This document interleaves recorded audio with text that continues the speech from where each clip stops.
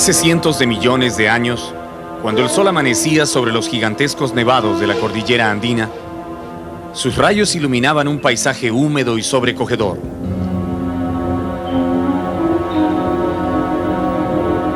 Era un mundo en formación, arropado en humo, ceniza y neblina, que por momentos se estremecía con el frío de sus hielos crujientes, o se agitaba convulso en bocanadas de lava ardiente y roca fundida.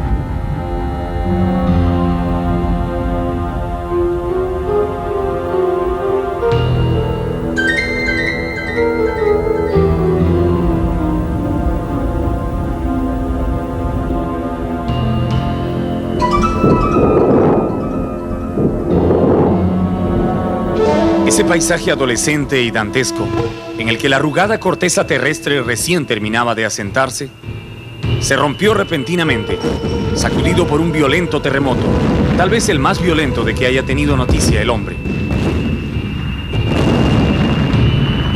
Las capas del planeta se plegaron, el suelo se rasgó entre las montañas y la tierra se abrió, formando una brecha enorme de más de 100 kilómetros de longitud y 1000 metros de profundidad.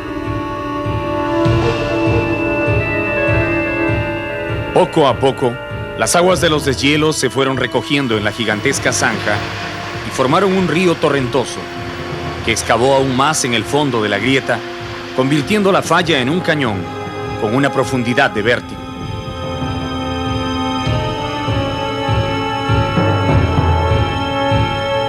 Cuando la naturaleza entró en sosiego y se durmieron sus volcanes y el suelo dejó de temblar, los nevados, el río y la tierra hicieron un pacto para llenar de vida el cañón.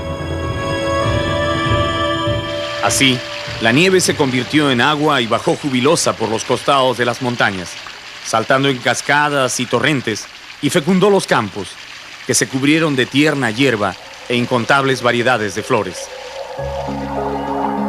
El cañón se vistió de verde y en sus vertiginosos muros anidaron las aves. Por un instante cósmico, el paisaje se tranquilizó y le dio una oportunidad a la vida.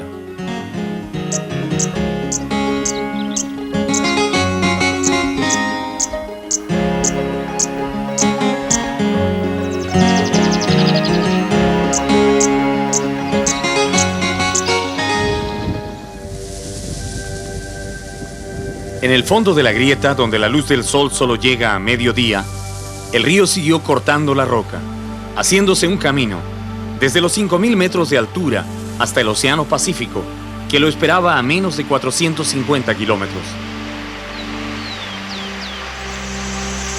En ese tiempo, el río aún no tenía nombre, pero unos hombres que miles de años más tarde vendrían a vivir en la parte alta del valle, lo llamarían Colca. Otro grupo, que se asentaría en el Valle Medio, lo nombraría Majes.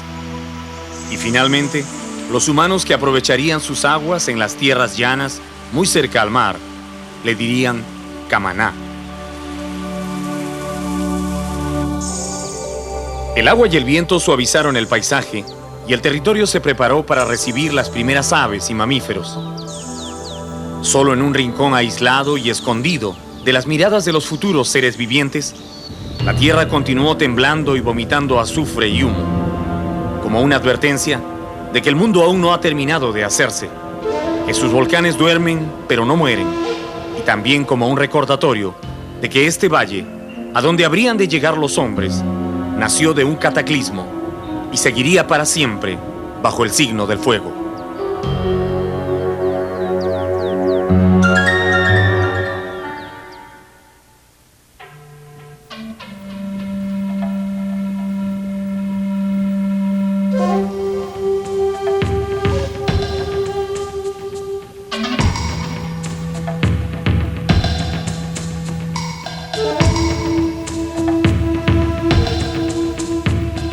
El viaje al Valle del Fuego se inicia en una carretera que sale de Arequipa con dirección noreste y avanza entre colinas de lava endurecida, por donde hace miles de años pasó la furia de los volcanes.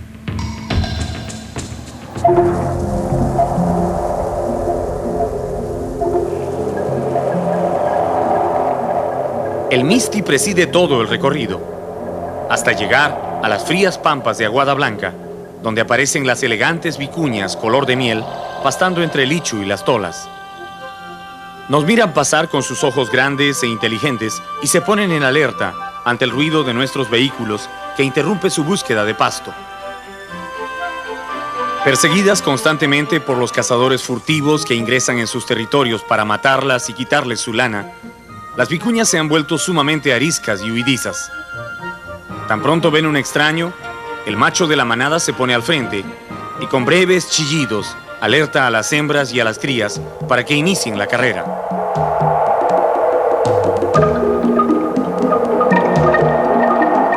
Aun cuando tengan crías pequeñas, las vicuñas pueden correr a unos 60 kilómetros por hora durante varios minutos para escapar de sus perseguidores. Lamentablemente, las grandes pampas donde viven estos hermosos animales no ofrecen muchos sitios donde esconderse, y cuando se cansan de correr, son blanco fácil de los cazadores. En la parte alta de las colinas, semi-escondidos por la neblina, una manada de guanacos de cara negra, grandes como llamas y estilizados como vicuñas, se forman en fila, también listos para escapar. El guanaco es el poblador más antiguo de estas latitudes.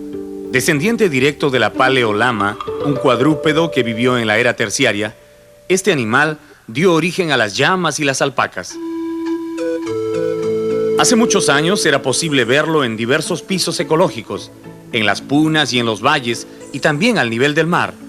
Pero en los últimos años su especie está casi extinguida. Perseguidos y cazados por su carne y su lana, los guanacos están desapareciendo de la tierra, y cada vez es más raro ver algunas manadas trepando los cerros en busca de comida. La extensa llanura de Aguada Blanca por la que estamos avanzando fue hace miles de años un territorio muerto, totalmente cubierto por ceniza y polvo volcánico.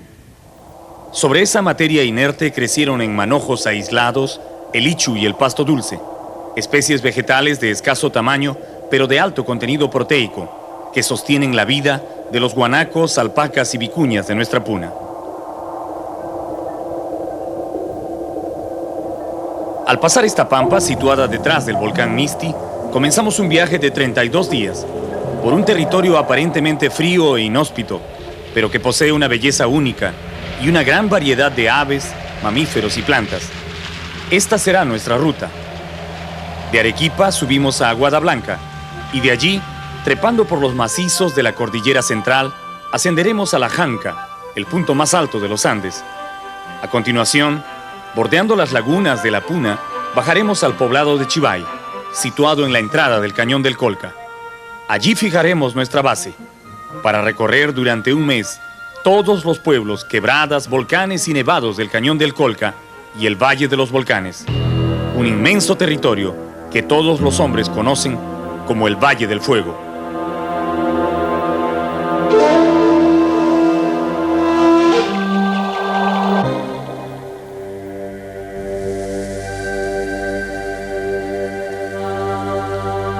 Cuando un viajero de la cordillera se acerca a una laguna andina, la primera impresión que tiene es que está totalmente deshabitada.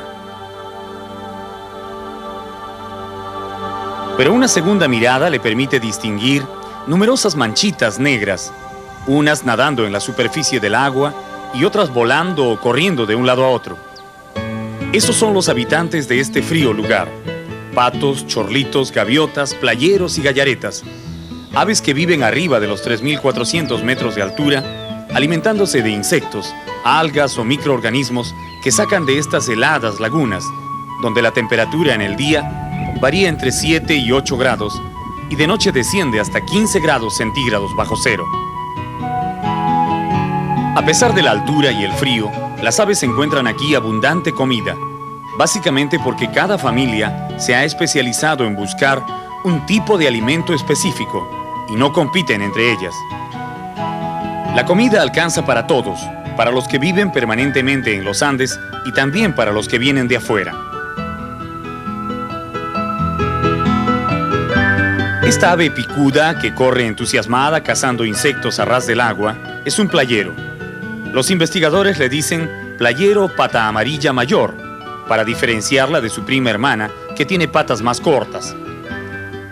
El pata amarilla mayor anida en la región ártica de Norteamérica, y desde allí se viene a las lagunas andinas a buscar estos insectos que tanto le gustan y que le proveen las proteínas que necesita para vivir.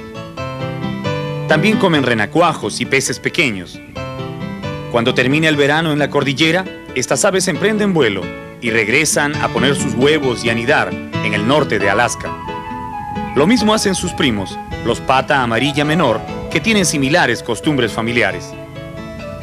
Aquí vemos otra ave migratoria que también viene de lejos. Es un playerito pectoral. Él viene desde Asia. Parece increíble que un ave tan pequeña pueda ser capaz de hacer un vuelo intercontinental, cruzar el océano y llegar hasta las riberas de estas lagunas en nuestra puna. Pero es cierto, y no solo eso, grandes bandadas de playeritos emigran a veces desde el noroeste de Siberia, a Norteamérica y luego a los Andes buscando comida, haciendo un recorrido de más de 40.000 kilómetros, ida y vuelta.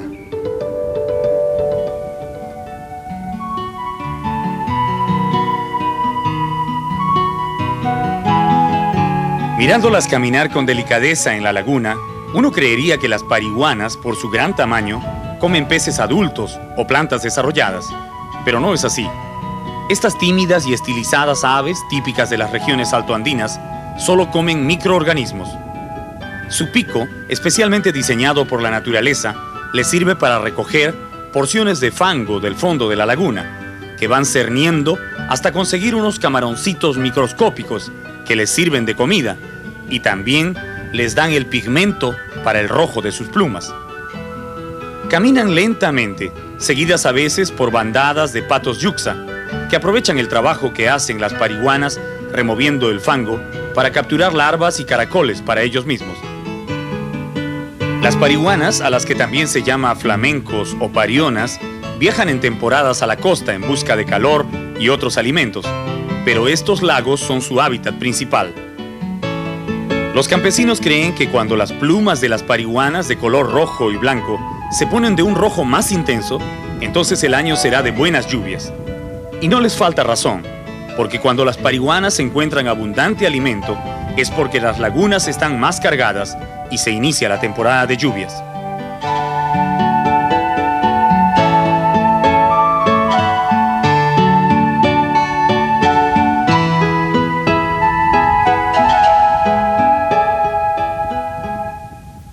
Este grupo familiar de aves de hermoso plumaje blanco y negro, que nadan suavemente hacia el centro de la laguna, son las guayatas, los gansos andinos. En muchas regiones son más conocidos por su nombre quechua, huachuas, y son aves especialmente interesantes. Antes de la llegada de los conquistadores españoles, cuando no había gallinas, ni pavos, ni patos caseros, las guayatas eran las aves de corral de muchos pobladores de los Andes. Las domesticaban y las criaban para comer sus huevos y su carne. Las guayatas son grandes ponedoras y su carne es muy sabrosa.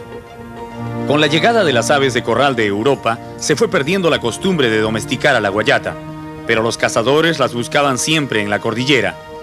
Y llegaron a matar tantas que ahora quedan muy pocas en las lagunas, y su especie ha sido declarada en situación vulnerable. A veces se puede ver en las riberas de las lagunas o en los bofedales pantanosos, guayatas juveniles que se han quedado sin padres, vagando en busca de una pareja o un grupo al cual integrarse.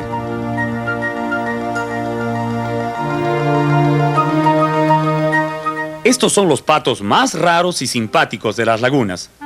Su nombre es pato cordillerano o pato real, y se les reconoce fácilmente por su pico azulado y sus brillantes ojos rojos.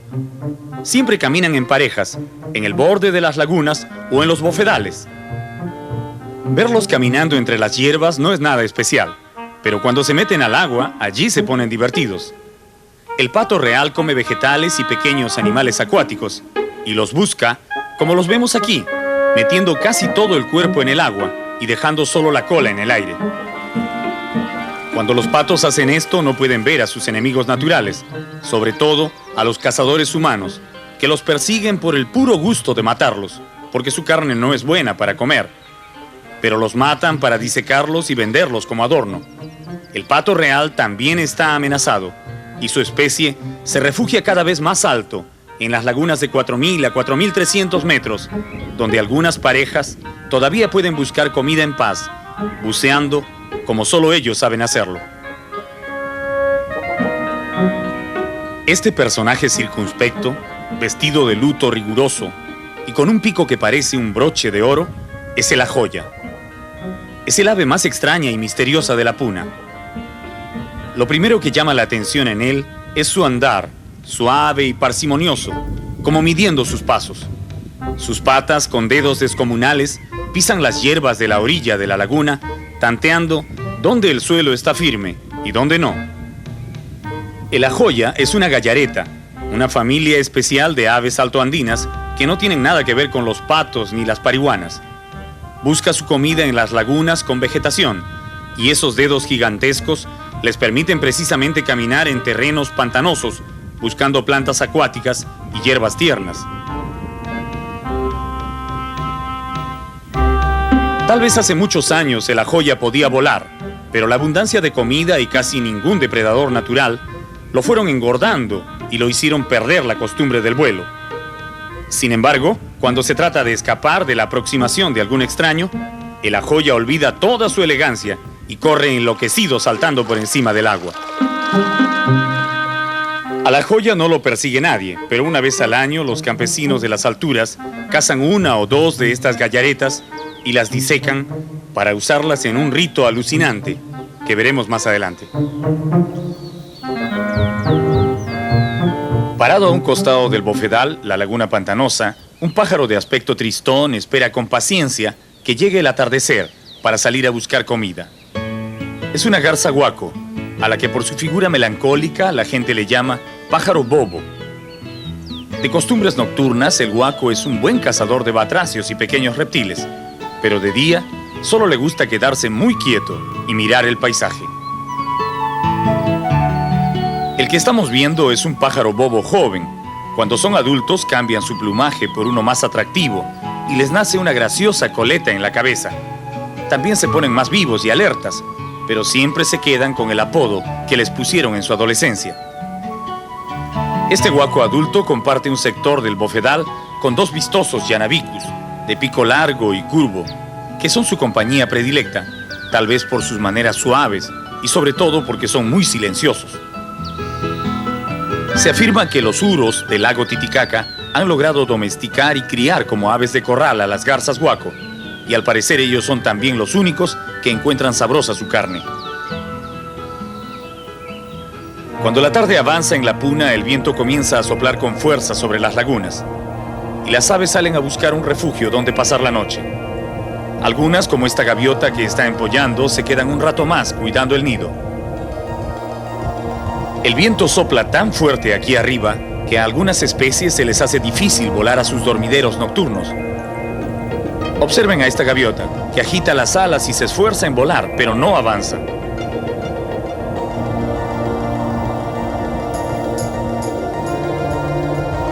Aquí tenemos a otra haciendo el mismo intento.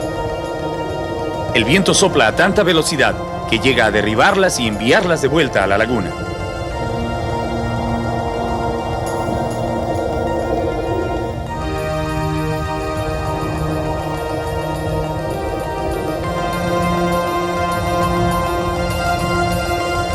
Cuando finalmente empieza a oscurecer, las aves se marchan y las lagunas quedan solas, barridas por el viento. Al día siguiente, muy temprano, nuevas bandadas vendrán a buscar sustento en sus aguas y riberas.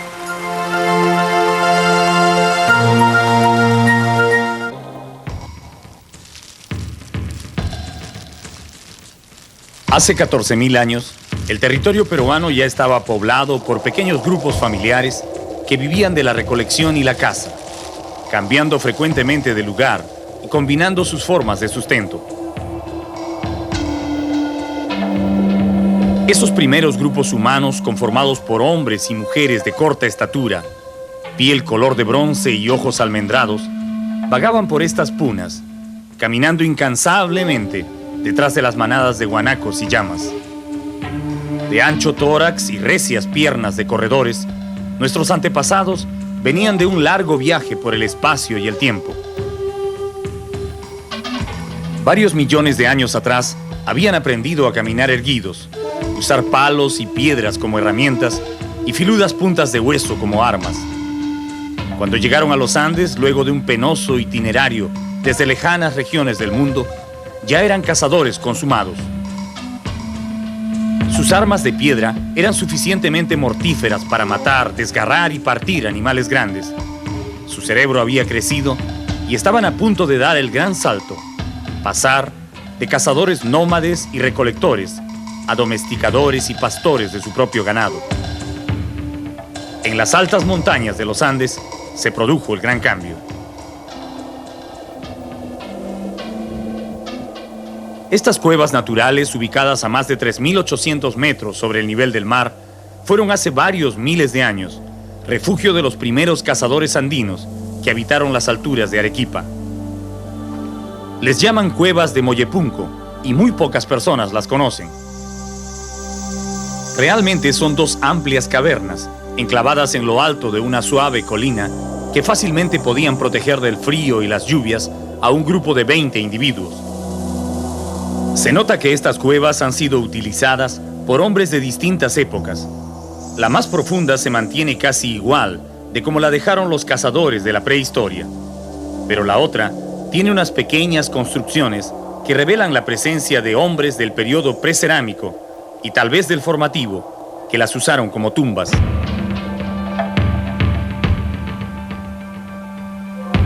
Ingresar en la Cueva Grande es como entrar de golpe en el pasado peruano, 5 o 6.000 años atrás. Todas las paredes de roca viva están decoradas con dibujos de los animales que los cazadores líticos perseguían en estas punas.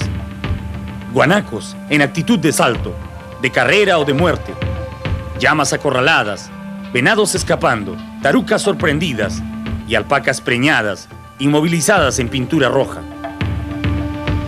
Todas estas pinturas rupestres de la época de las cavernas tenían al principio una intención propiciatoria. Esto es, los hombres primitivos pintaban con carbón o hisopos remojados en tierras de colores los animales que querían capturar. Los atrapaban primero en sus pinturas y luego salían a cazarlos.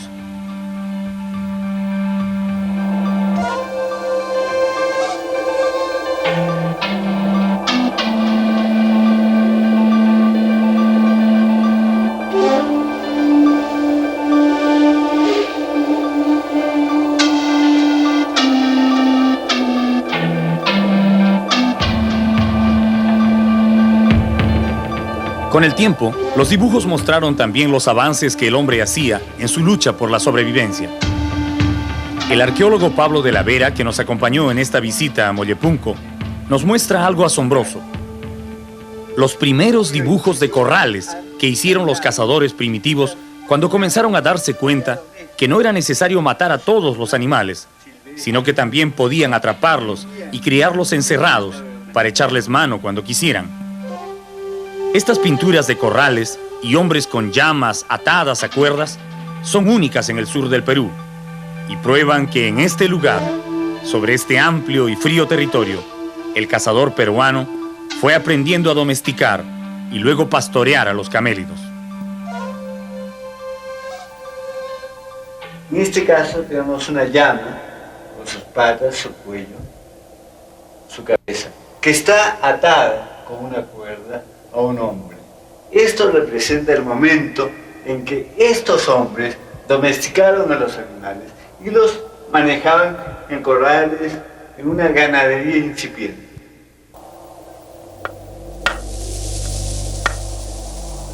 Cuando tuvo medianamente asegurada la comida en sus corrales, el cazador pudo dedicarse a mejorar sus armas y herramientas, utilizando rocas filudas y trozos de lava volcánica, que pacientemente convirtió en raspadores, cuchillos, puntas de lanza y mortíferos proyectiles para sus flechas.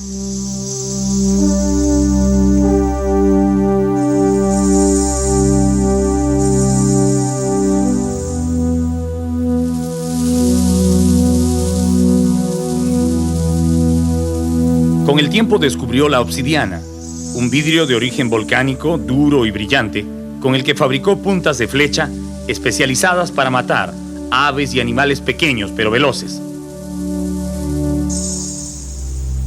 Con ese arsenal se enfrentó a la historia y se preparó para el próximo paso, la vida sedentaria.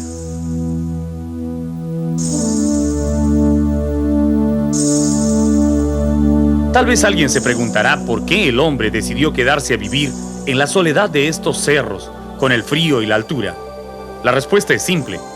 Descubrió que en la puna la carne no se malogra pronto. Se puede guardar y procesar en forma de charquis, secada al sol y con el hielo de las noches. Lo mismo haría siglos después con el chuño y la papa seca y otros productos vegetales. Pero tampoco fue un fanático de las punas.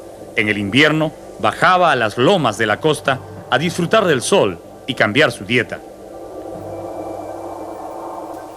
Dejamos las cuevas de Mollepunco y nuevamente cabalgamos con rumbo a los nevados. Seguimos subiendo la cordillera y pasamos por un paraje sembrado de unas plantas rarísimas. Son las yaretas, las únicas plantas que crecen en la región Janca, arriba de los 5.000 metros sobre el nivel del mar. Su nombre científico es Azorella yarita y es de la familia de las umbelíferas, prima del apio y la zanahoria. Crece en montones almohadillados, muy compactos y tan lentamente que algunos afirman que solo aumenta 1 centímetro al año. Algunas alcanzan 1 metro de altura y un diámetro variable según la edad de la planta. La yareta secreta una sustancia resinosa que le permite arder cuando está recién cortada y es un magnífico combustible para los hornos de pan.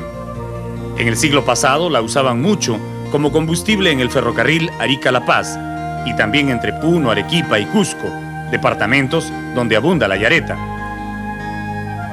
Cuando la ven por primera vez, muchos piensan que esta planta crece como musgo sobre las rocas. No es así. La yareta es una masa sólida con cuerpo propio, que se puede cortar en trozos como un zapallo. Esta umbelífera está protegida por el Estado, que declaró reservas naturales, los yaretales, en 1942. Sin embargo, pocos conocen la ley y nadie puede evitar que campesinos, con recuas de llamas, carguen con las yaretas para alimentar los hornos de pan en sus pueblos. La depredación se ha hecho más grande cuando últimamente se hizo público que esta hermosa planta tiene propiedades medicinales y aplicada en emplastos alivia el reumatismo y los dolores musculares.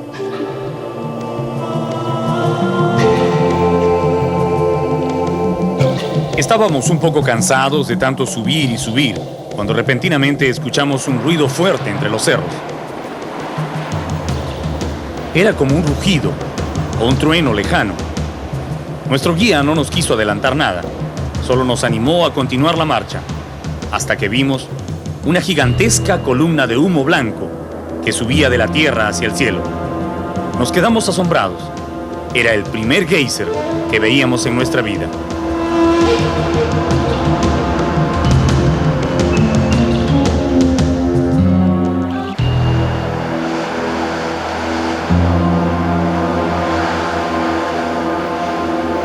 Viéndolo a 2 kilómetros de distancia, es difícil precisar en qué consiste este extraordinario fenómeno natural que ocurre entre los cerros a 4.500 metros de altura. Parece un gigantesco escape de vapor de una tubería de agua hirviente. La columna de vapor blanquísimo que sale de la tierra llega a una altura de 200 metros y por momentos oculta la figura del nevado Hualcahualca que tenemos al frente.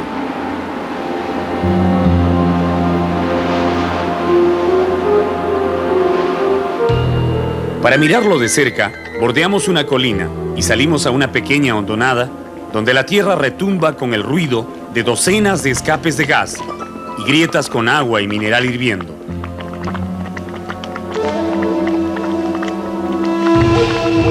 Toda esta zona forma parte de una extensa región en los Andes centrales donde la actividad volcánica no se ha detenido nunca. Estos agujeros, donde el agua de las filtraciones subterráneas hierve mezclada con azufre, son resultado del intenso calor que se esconde bajo el suelo, a muy pocos metros de profundidad. El aire, saturado del aliento sulfuroso de estas ollas, se vuelve por momentos irrespirable. Un campesino de las inmediaciones, que nos enseñó el camino para pasar entre los huecos, nos explicaba que a pesar de que todo este material está hirviendo, la temperatura no es muy alta. Lo comprobamos metiendo la mano en uno de los huecos, y efectivamente está muy caliente, pero no tanto que no se pueda tocar. Esto se debe a que en la altura, arriba de los 4.000 metros sobre el nivel del mar, el agua entra en ebullición a menos de 80 grados centígrados de temperatura. El mismo campesino nos informa que hay épocas del año en que todo esto se pone tan caliente que ya no es posible ni siquiera bajar a este lugar. Entre los huecos se ven muchos esqueletos de animales, sobre todo venados, que al parecer murieron al tratar de pasar por la hondonada. Toda esta tierra caliente y agitada está ubicada muy lejos de las poblaciones y los pagos de los campesinos, y casi nunca la visita nadie, al punto que no tiene nombre ni denominación alguna. Nosotros la llamamos las ollas del Hualcahualca, en relación a la forma de los agujeros y su ubicación frente al nevado Hualcahualca.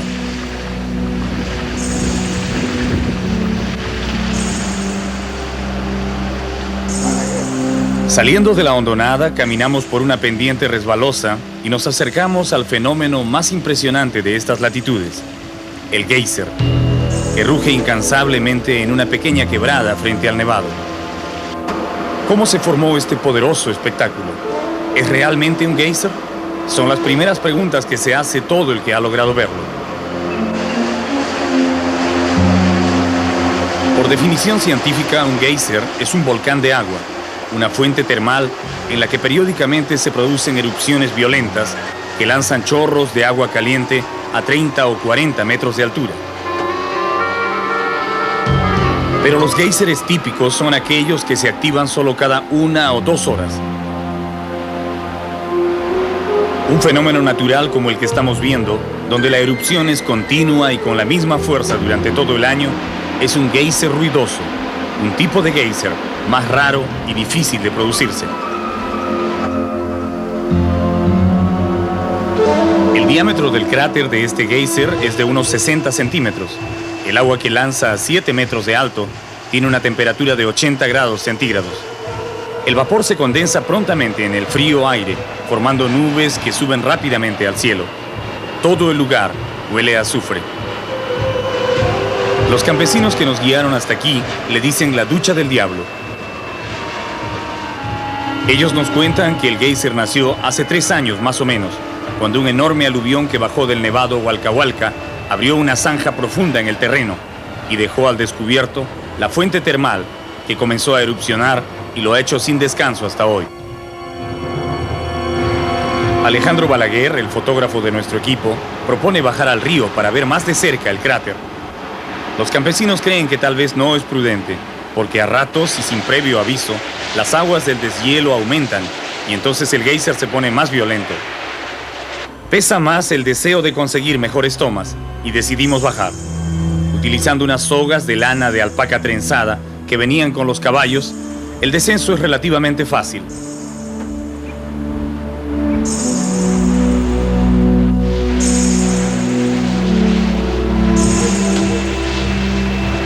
Una vez en el río, nos damos cuenta que el agua está tibia. Dentro de la quebrada, el ruido es ensordecedor.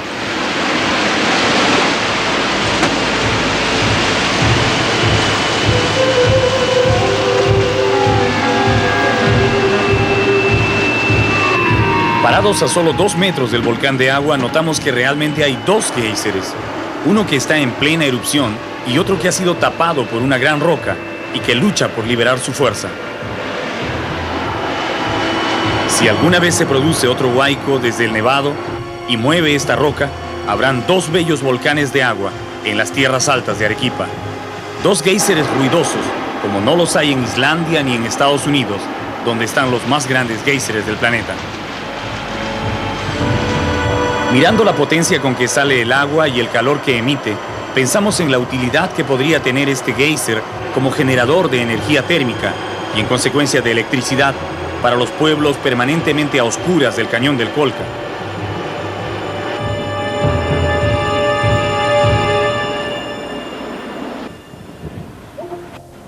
Luego de un día de largas cabalgatas y emociones, nuestro guía sugiere regresar al campamento.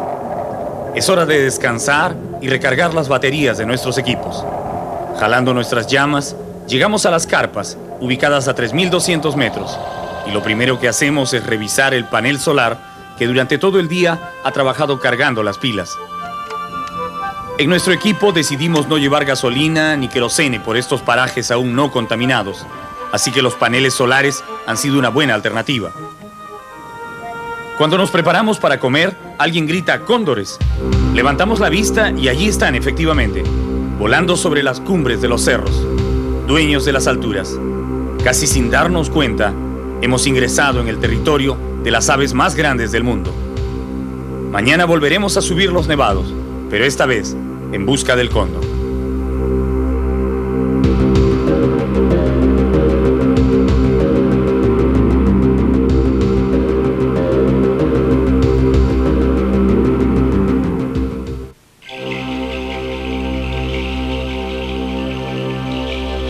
A lo largo de la parte central del territorio peruano se extiende de manera interminable una porción de la cadena montañosa más larga de la Tierra. Una muralla colosal que se eleva desde el borde del mar hasta los 7.000 metros de altura, rozando las capas más altas de la atmósfera, casi en los límites del planeta.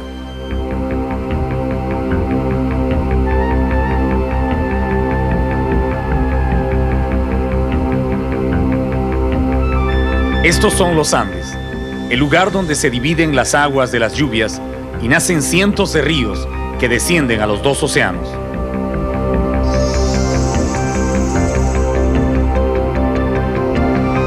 En estas cumbres se juntan numerosos volcanes que forman el Círculo de Fuego del Pacífico, unos en plena actividad y otros dormidos, cubiertos permanentemente por un grueso manto de nieve.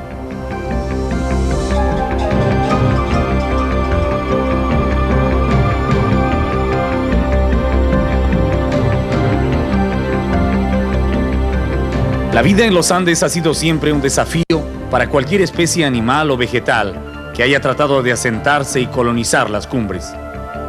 A la escasez de alimento se suman el frío y la altura, y a todo eso, las radiaciones solares que aquí arriba son más intensas por la falta de oxígeno.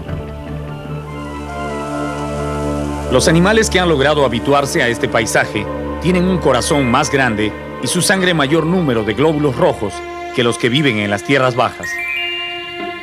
Son animales endurecidos, que se aferran a la vida, adaptando sus hábitos al medio y aprendiendo a comer los pocos alimentos que ofrece la naturaleza.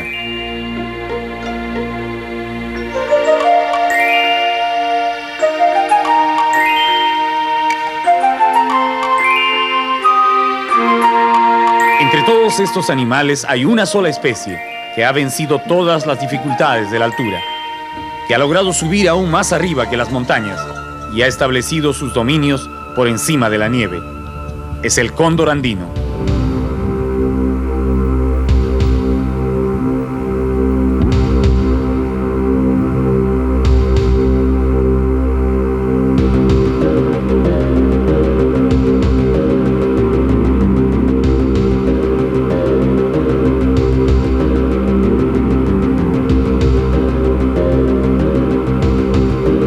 Gigantescas alas extendidas, el cóndor atraviesa el espacio suavemente, planeando entre las corrientes de aire en un vuelo tan elegante que ninguna otra ave de la tierra puede igualarlo.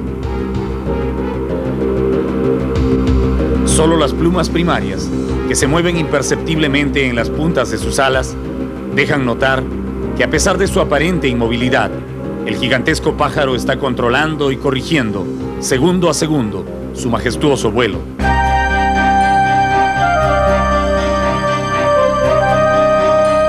El cóndor de los Andes es el ave de presa de mayor tamaño de todas cuantas existen en el mundo. Vive a lo largo y ancho de la cordillera andina, desde las regiones norteñas que se encuentran al oeste de Venezuela hasta las grandes montañas de la Tierra del Fuego en Chile.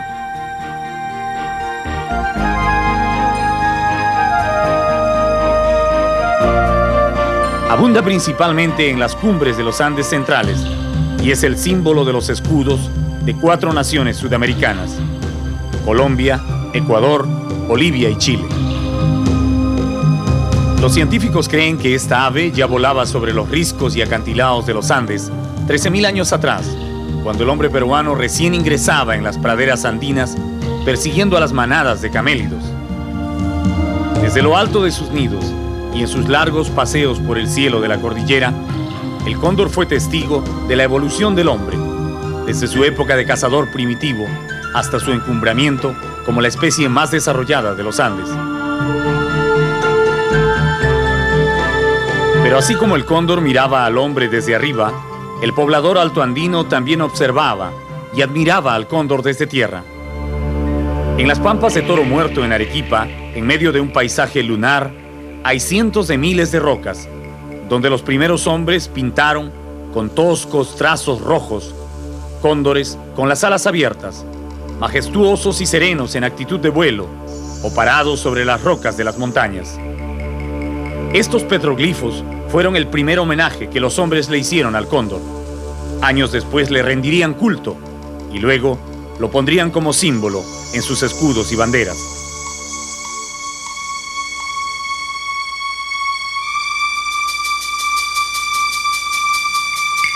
En el continente americano hay solo dos tipos de cóndores: el cóndor de California y el cóndor andino, al que los científicos llaman Vultur gryphus, nombre que recuerda a los gigantes alados de la mitología griega.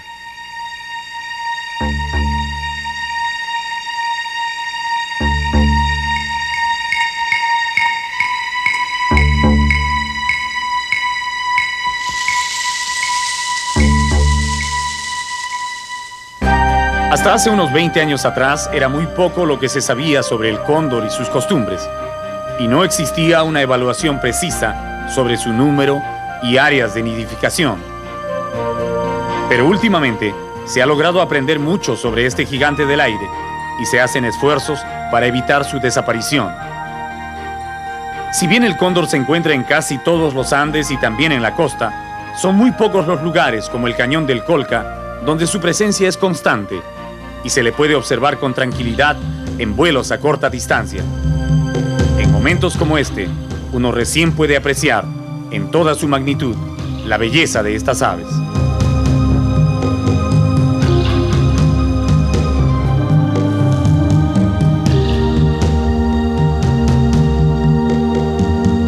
Cuando no está volando en busca de comida, al cóndor le gusta pararse en algunas rocas escogidas de los acantilados y se pasa horas de horas tomando sol y contemplando el paisaje. Gran parte de ese tiempo también lo utiliza en arreglar sus plumas y sacarse los parásitos que se pegan a ellas. A veces puede estar parado, inmóvil en una roca, 2 o 3 horas, absolutamente quieto, totalmente ajeno al tiempo y a todo lo que ocurre abajo de su reino. Siempre busca rocas cercanas a los acantilados para descansar, porque cuando decide volar nuevamente, le basta abrir las enormes alas de 3 metros de largo y arrojarse al vacío para reiniciar su viaje por el espacio.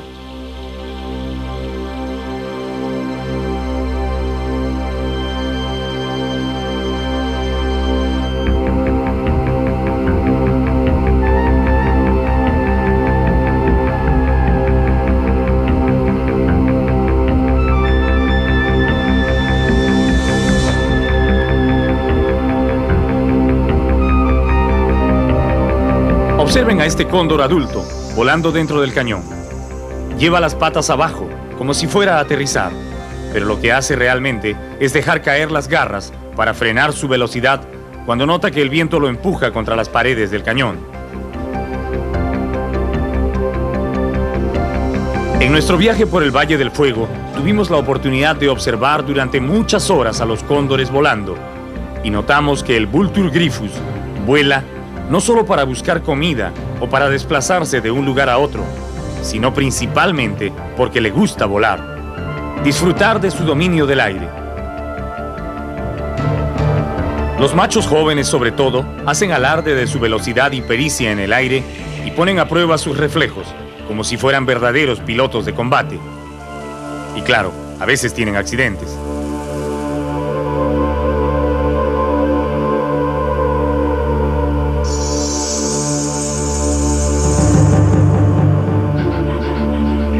Otra cosa interesante que notamos es que el cóndor, cuando se prepara para aterrizar en un acantilado, sigue siempre un rumbo de abajo hacia arriba, a una velocidad de 60 o 70 kilómetros por hora.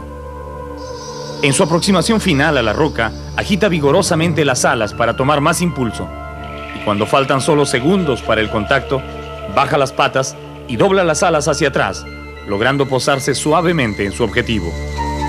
Ninguna máquina inventada por el hombre ha logrado hacer esto, y menos en un cañón de 300 metros de ancho, con vientos de 90 kilómetros por hora. Veamos otro aterrizaje.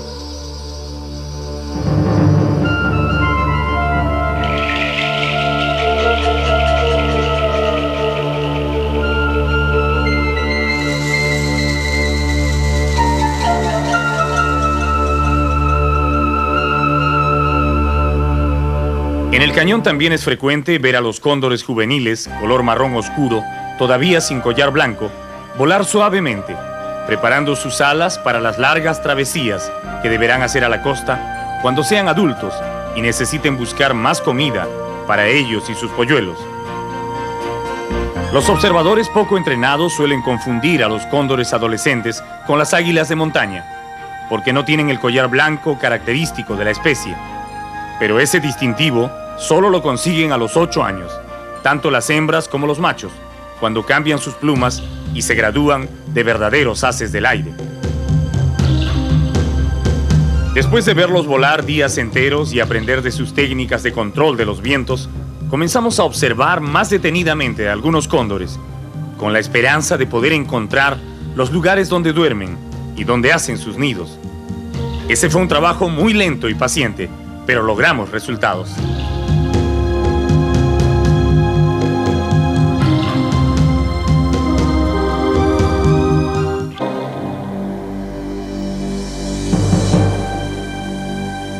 Cuando el día amanece nublado, la vida parece transcurrir en cámara lenta en el cañón del Colca.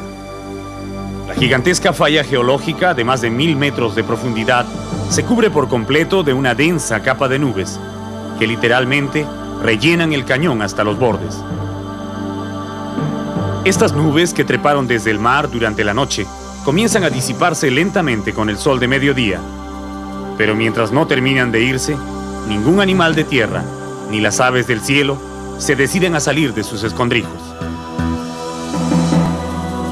En estos días, los cóndores rara vez se animan a volar. Prefieren pararse en rocas altas por encima del manto de nubes y mirar pasar la vida hasta que mejore el tiempo. Algunos, muy hambrientos o que tienen pollos que alimentar, desafían el velo de neblina y vuelan guiándose por su extraordinario sentido de orientación entre las paredes oscurecidas del cañón. Esos momentos, cuando los cóndores están muy quietos, observando su reino cubierto de nubes, son los más adecuados para acercarse y mirar de cerca a los señores del aire.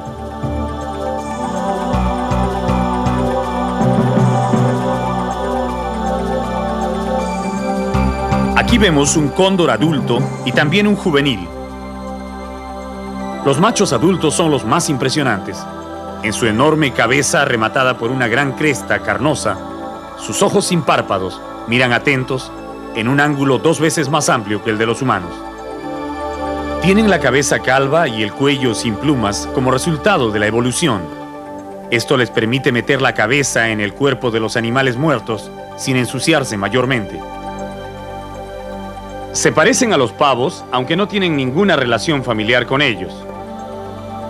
Los cóndores descienden del Neocatartes, un pájaro descomunal que vivió hace 60 millones de años en el periodo terciario y que dio origen a todos los buitres y cóndores actuales. Precisamente la familia de los cóndores se denomina Catartidae, nombre que reúne a todos los comedores de carroña.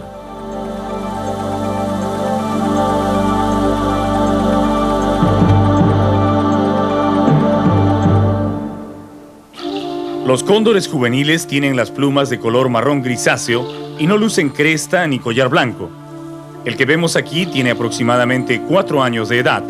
Cuando alcance la madurez sexual, a los 8 años, recién lucirá esos adornos.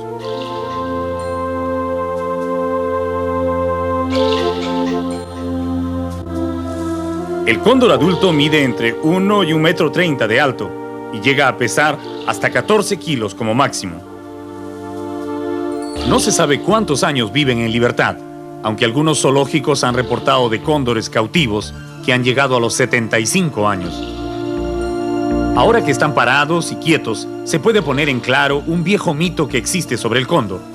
Se afirma que estas aves son capaces de llevarse un cordero o una oveja volando, y hay quienes juran haberlos visto cargando una cría de alpaca entre sus garras. Todo eso es falso.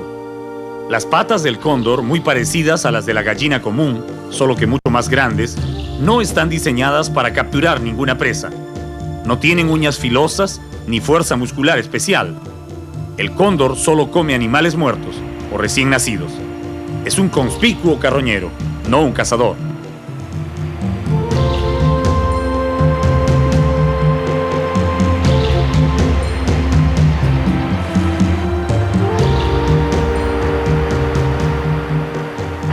Durante interminables horas en los días con buen sol, observamos volar a los cóndores, yendo y viniendo por el cañón.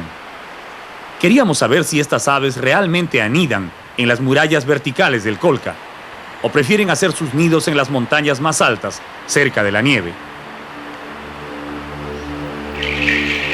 Una hembra en particular nos llamó la atención, porque notamos que siempre descendía en una roca cercana a una grieta, y se quedaba allí, muy tranquila, mirando a todos lados. Como los cóndores son muy celosos de sus nidos y nunca aterrizan en él cuando hay extraños cerca, nos preguntábamos si tal vez esa cavidad entre las rocas sería un nido.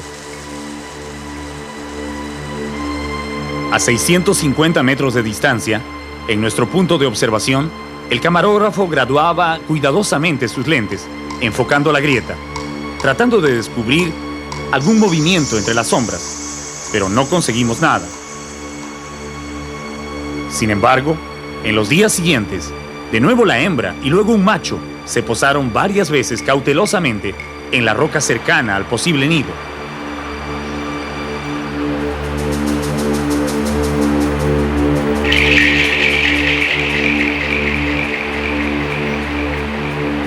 Sabiendo que el cóndor con su prodigiosa vista podía vernos fácilmente desde el otro lado del cañón y negarse a entrar al nido, una mañana muy temprano construimos un refugio y nos ocultamos en él a ver qué pasaba.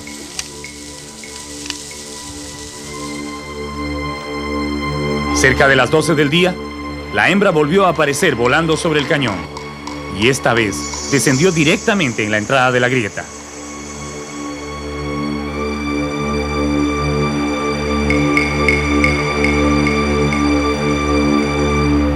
Esto es lo que pasó a continuación.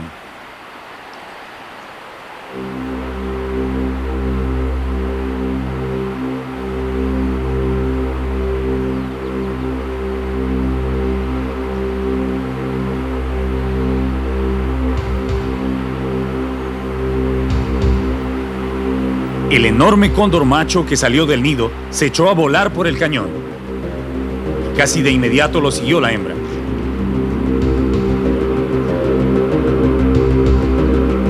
Luego de varios giros entre las paredes del cañón, se alejaron hacia las montañas. La cavidad entre las rocas, a cientos de metros sobre el río, era definitivamente un nido. ¿Pero tendría un polluelo o solo era un dormidero de la pareja de cóndores? Le pusimos sitio al lugar y durante días, cuando los cóndores no estaban en casa, dirigimos la cámara al oscuro hueco entre las piedras, esperando ver algo. Pero nada nos indicaba la presencia de un pichón de cóndor en la cavidad. Otro día, se nos ocurrió iluminar el agujero con un espejo. El haz de luz atravesó el cañón y alumbró débilmente las rocas del nido. Esfuerzo inútil, no pudimos ver nada. O el nido era solo un dormidero de los cóndores, o tal vez no había un pichón, sino un huevo, y nunca podríamos verlo. Estábamos por abandonar el lugar cuando súbitamente, una tarde como a las 4:30, el macho apareció volando muy alto en el cielo, con las patas y las alas listas para el descenso.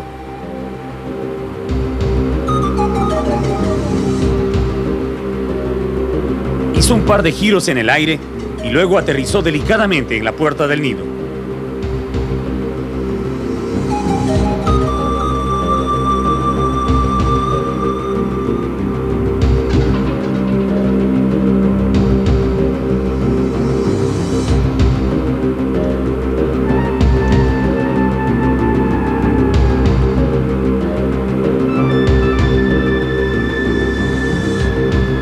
Tan pronto dio unos pasos en la roca de la entrada, algo se movió en el interior de la cueva. Y cuando comenzó a bajar, un bulto amorfo que no habíamos visto antes extendió algo como alas hacia él. Era el pichón, que le daba la bienvenida a su padre.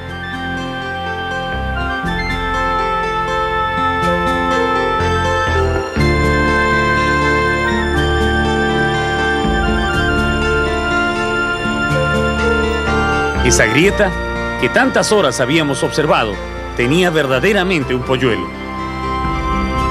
Lentamente el padre comenzó a regurgitar la comida que traía para su hijo, grande como un pavo, que no dejaba de agitar las alas de contento.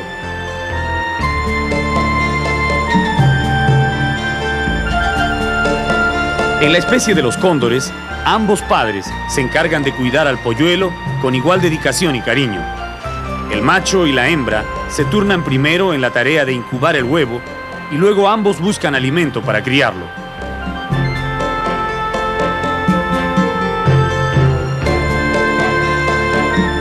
Este polluelo debe tener aproximadamente 5 meses de edad. Aún no tiene plumas. Todo su cuerpo está cubierto de un suave plumón que es característico en las aves de corta edad.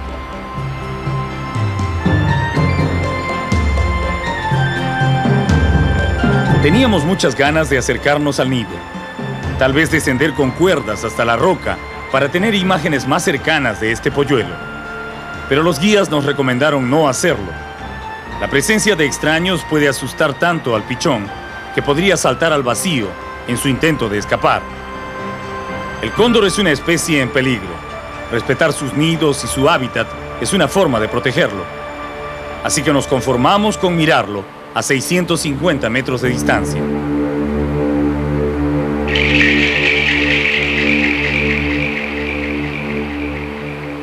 Ahora el pichón se esconde en el interior de su casa, mientras su padre decide descansar, aprovechando los últimos rayos del sol de la tarde.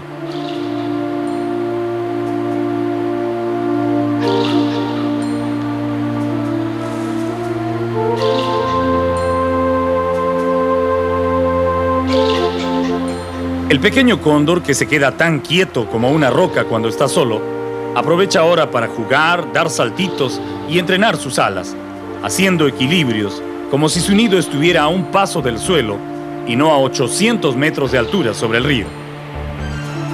Cuando el sol comienza a declinar, el frío se hace más intenso en el cañón y aumenta la velocidad del viento.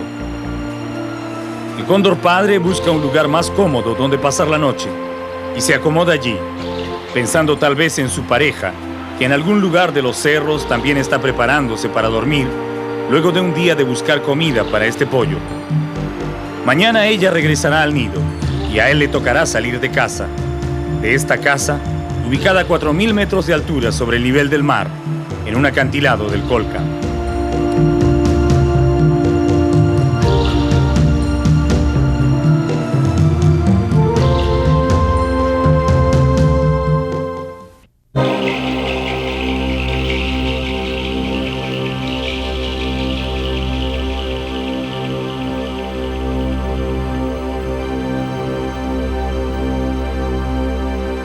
El cielo del Valle del Fuego es de un azul intenso y tan claro que las nubes parecen brillar con luz propia. Aquí arriba, a los 4000 metros de altura, el único sonido que se escucha todo el día es el del viento, que sopla desde el oeste, empujando las nubes hacia las montañas.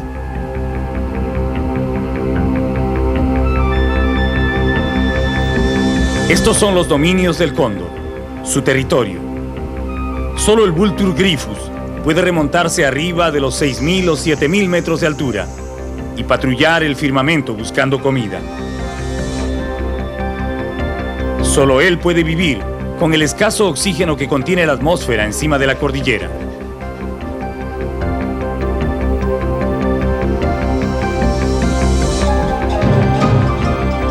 Si uno se sienta pacientemente a observar estas enormes aves, descubre las cosas fascinantes que ellas hacen en el cielo. Por ejemplo, su vuelo nupcial.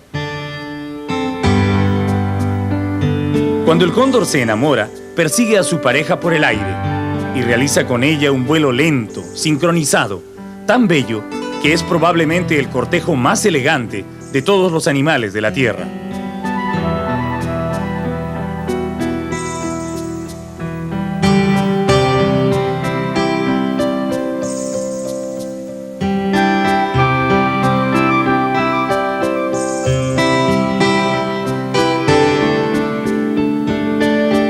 Suben y bajan, aceleran y giran en estrecha formación, hasta que embriagados de altura, descienden en alguna montaña para formar un hogar.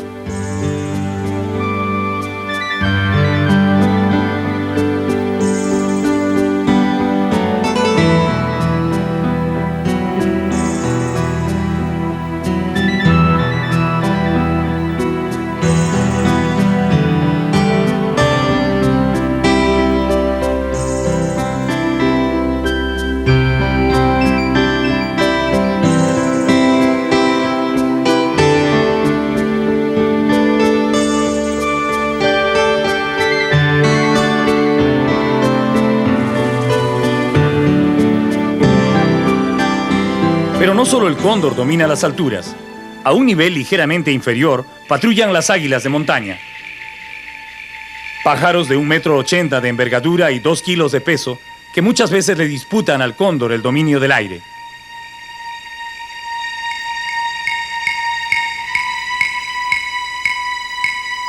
Estas águilas de montaña son las aves de rapiña más grandes de la cordillera. Excelentes cazadores, vuelan a mayor velocidad que el cóndor, aun cuando no alcanzan sus alturas. Jamás comen carroña, ellas comen animales vivos. Cuando las águilas están en el aire, en la tierra se ponen en alerta los pájaros pequeños, las lagartijas y las culebras, que son su comida preferida. Sobre todo esta de color marrón claro, que siempre sale a tomar sol entre las rocas, buscando algún roedor pequeño para almorzar, sin darse cuenta que desde lejos el águila la observa con igual apetito. Las lagartijas que abundan en los roquedales y toman sol casi todo el día para calentar sus huesos de reptil, también huyen despavoridas cuando notan la presencia del águila en tierra. Como la mayoría de las aves rapaces, estas águilas tienen una vista extraordinaria, capaz de distinguir e identificar una presa del tamaño de un ratón, desde 2.000 metros de altura. Sus poderosas garras son verdaderas armas mortales. Cuando atrapan una presa pueden matarla de un apretón sin necesidad de usar el pico. A diferencia del cóndor, el águila de montaña, cuando está hambrienta, sí es capaz de arrebatar del corral a un ave doméstica o un corderillo al que fácilmente levantan en el aire. El águila no le teme al cóndor. En nuestro viaje por el Valle del Fuego, fuimos testigos de cómo se enfrenta al Vultur gryphus, sin ninguna duda. Este cóndor hembra que sale de su nido luego de pasar la noche cuidando a su polluelo, va a tener un mal día por culpa del águila. Todavía sin saber lo que le espera, despega de su nido y se arrima a las paredes del cañón, buscando corrientes ascendentes para salir a campo abierto.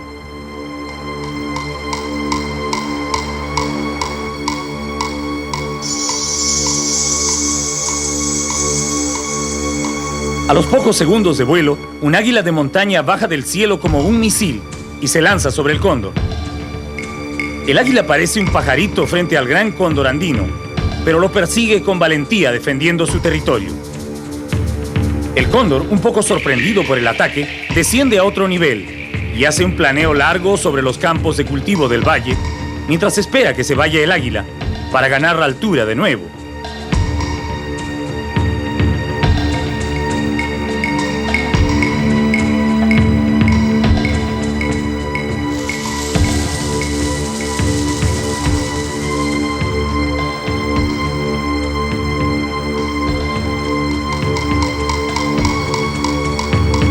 Comienza a ascender cuando de repente el águila le sale por atrás y logra picarle las plumas de la cola. Esta vez el cóndor, bastante mortificado, decide aterrizar en lo alto de un acantilado. Y se queda pensando qué hizo de malo para que el águila lo ataque en esa forma. Observa a todos lados buscando al águila y cuando cree que ésta ya se fue, se prepara para reiniciar su vuelo. Esta vez tiene que aletear vigorosamente para ganar altura, porque las corrientes de aire han disminuido en el cañón. Mientras el cóndor hembra revolotea sin decidirse a salir a campo abierto, el águila que ha regresado se eleva vigilando su territorio. El encuentro es inevitable. El cóndor quiere eludir la pelea, pero el águila se le va encima. Esta vez, el Vultur Gryphus encara al molesto rapaz. Luego de un violento intercambio de golpes y aletazos, el cóndor enfila fuera del cañón, mientras el águila se enseñorea del aire, creyéndose victoriosa. Pero no le dura mucho su alegría. Sin darse cuenta, ella también acaba de invadir el territorio de un pequeño cernícalo, que le sale al paso y sin ningún temor le hace vuelos rasantes, exigiéndole salir de sus dominios. El águila trata de mantener la calma, pero el cernícalo insiste tercamente en su intento por alejarla. Aunque parezca difícil de creer, el cielo, que es tan grande, también está parcelado y tiene sus dueños en el Valle del Fuego.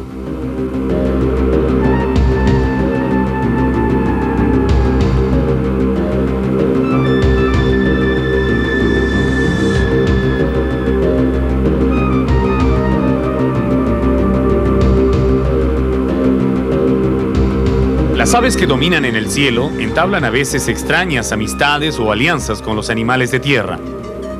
Uno de ellos es el cóndor, que tiene una curiosa relación con el mamífero más astuto que vive en las montañas, el zorro. ¿Pero qué pueden tener en común este cazador de tierra y un carroñero del cielo?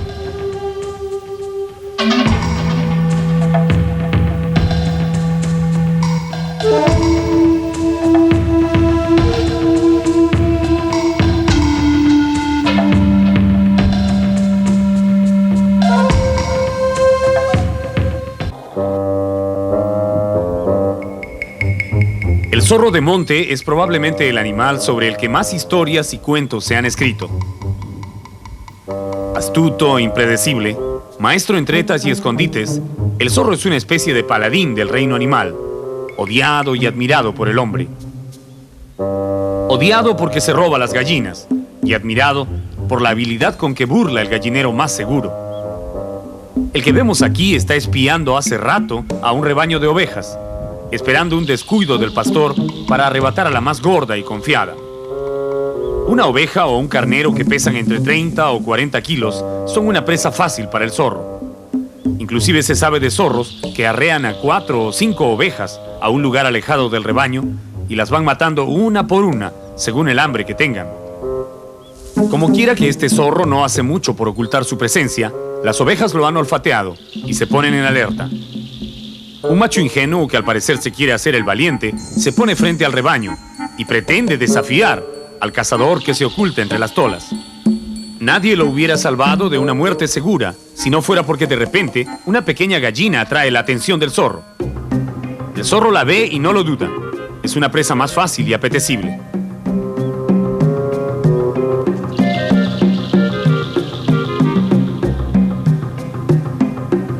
La gallina se salvó en el primer ataque, pero eso no significa nada. El zorro sabe exactamente dónde está escondida. Olfatea rápidamente el suelo y lanza su segundo ataque.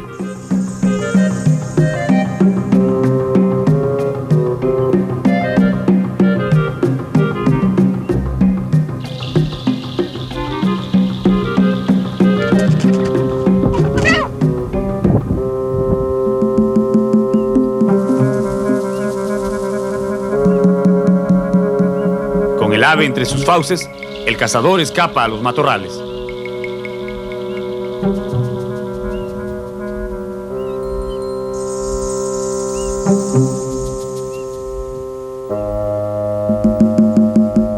Por hoy la gallina será suficiente, pero mañana las ovejas volverán a ser una tentación para el astuto carnívoro.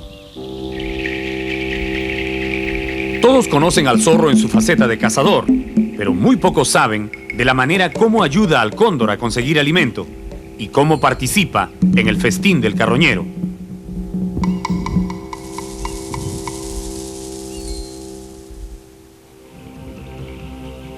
Cuando el cóndor descubre un animal muerto en tierra, comienza a volar en círculos a gran altura. Luego desciende suavemente y revolotea casi encima de los restos, pero nunca baja.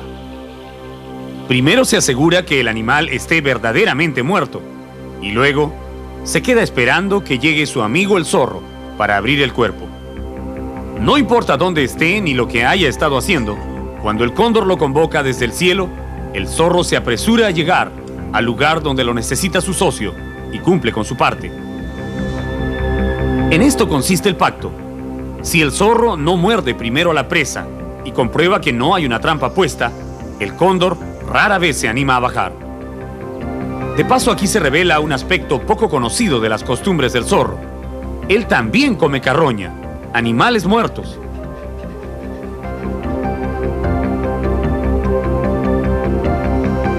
Mientras la sombra ominosa del cóndor pasa y repasa sobre su cabeza, el pequeño carnívoro devora trozos escogidos de la presa que su amigo descubrió desde el cielo.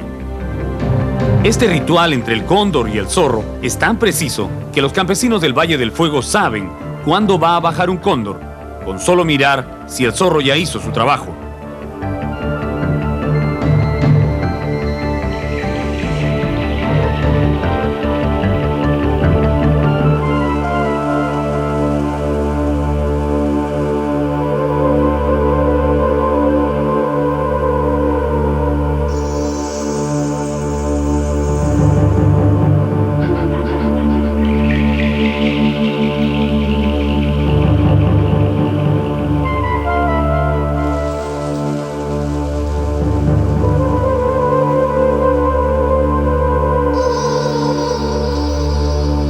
Una vez que el mamífero se ha marchado, el Vultur Gryphus recién come de la presa.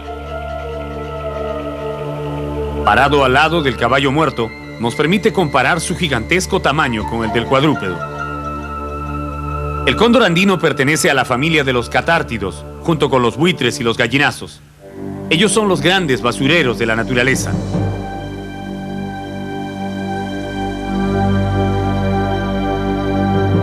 En la pirámide trófica, es decir, de nutrición en la naturaleza, el orden es como sigue.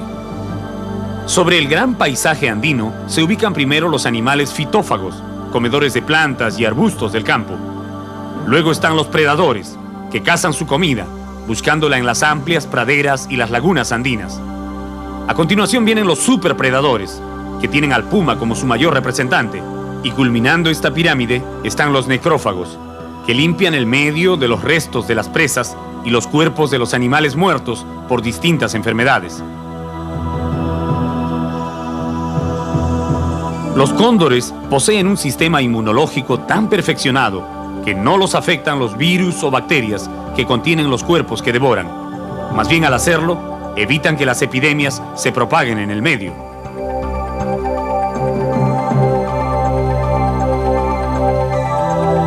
Terminada su comida, el Vultur Gryphus se aleja con su andar desmañado y a los pocos segundos vuelve a ser el señor del aire.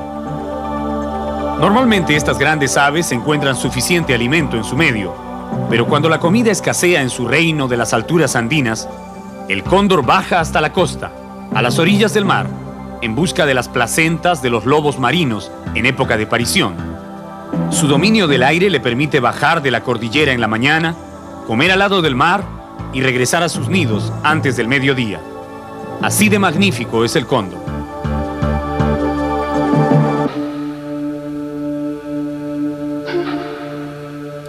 Cuentan los historiadores que a mediados del siglo XV, cuando se iniciaba la gran expansión política del imperio, el Inca Tupac Yupanqui envió a un general de la familia real a tomar control de los pueblos ubicados a lo largo y ancho del Valle del Fuego. El general marchó acompañado de un gran ejército y rodeado de numerosos oficiales expertos en la guerra. Pero cuando llegó al valle, no encontró mayor resistencia entre los pacíficos agricultores de papa, quinoa y maíz, que más bien lo recibieron con alegría y le pidieron que se quede a vivir por un tiempo en uno de sus pueblos. El enviado del Inca aceptó y escogió el pueblo de Coporaque para establecer su cacicazgo principal.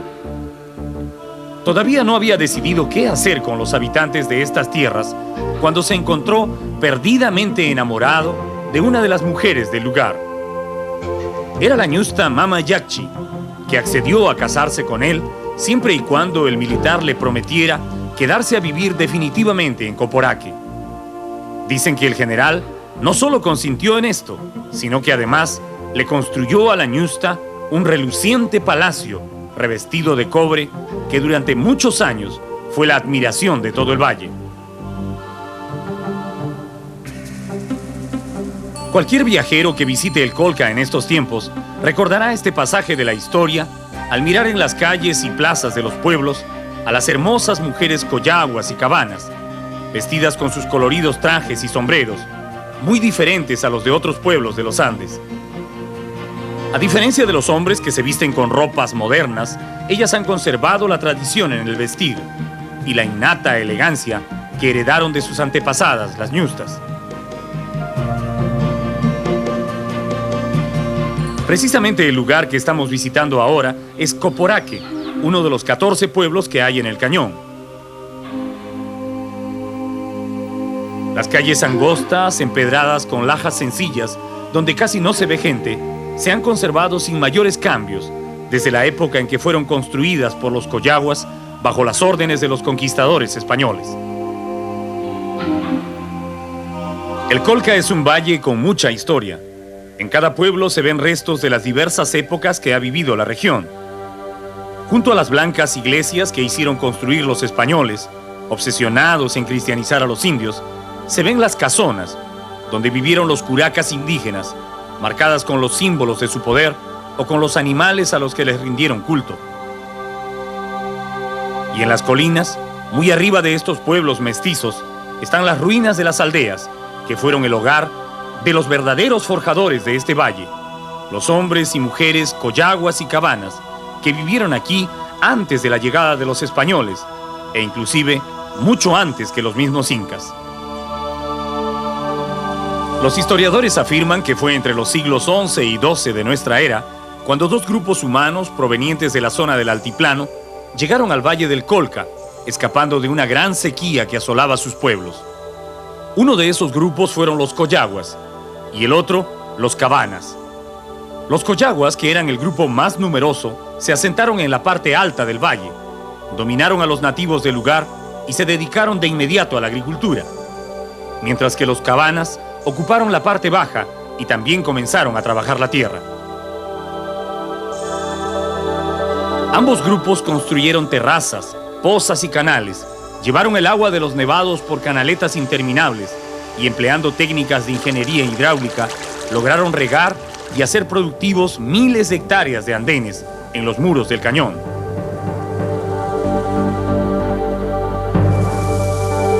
En el Colca hay tantos andenes que parece increíble que los hombres de ese tiempo, trabajando solo con sus manos y herramientas rústicas, hayan podido labrar de esta forma el paisaje.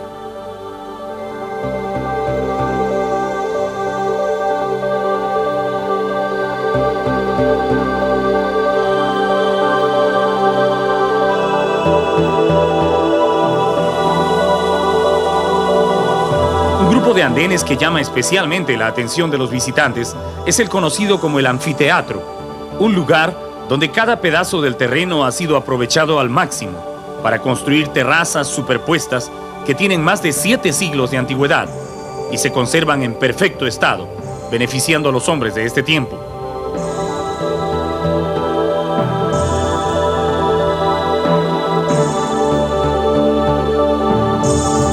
¿Cómo sabían los collaguas por dónde llevar el agua entre los cerros? ¿Cómo aprendieron a construir estas terrazas? ¿Quién les enseñó la técnica del riego por gravedad, que llegaron a dominar a la perfección? Estas son las preguntas que se hace el visitante, que se detiene a mirar este paisaje totalmente dibujado por el hombre.